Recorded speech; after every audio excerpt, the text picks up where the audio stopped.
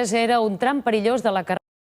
El revolt del Francès era un tram perillós de la carretera C-17. Fa uns 5 anys, els revolts van ser eliminats i aquest tram es va convertir en una àrea de descans. El poc trànsit que hi ha en els antics revolts ha afavorit que la zona, però, s'hagi convertit en un abocador de runes. La deixadesa d'aquesta instal·lació pública és conseqüència de la picabaralla entre l'Ajuntament de Tagamanent i la Generalitat, que no acaben d'aclarir qui ha de fer el manteniment i la neteja d'aquest espai.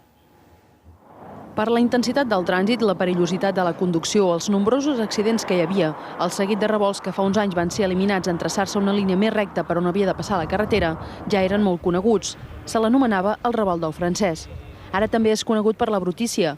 Per més que estigui indicat que aquest revolt eliminat és una àrea de descans i pícnic, és un racó ple de deixalles. En teoria es tracta d'una àrea de descans i també es podria utilitzar per accedir a menys velocitat a una benzinera. Però a simple vista és fàcil detectar que se'n fan altres usos. La responsabilitat de la neteja de l'indret no és clara. L'Ajuntament de Tagamanent va demanar fa temps que la Generalitat li traspassés la titularitat de l'espai. Des de llavors, el Departament d'Obres Públiques ha deixat de fer-se encàrrec, però l'Ajuntament no ha rebut cap notificació. És un lloc que queda relativament amagat, de fàcil accés, i que molta gent de fora aprofita a deixar-hi runes, deixalles, de tot.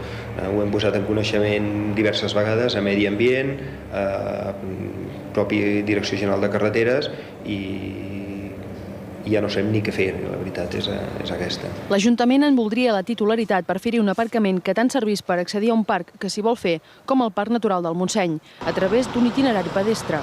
El poc trànsit per aquest tram també ha afavorit que ara sovint hi hagi prostitutes.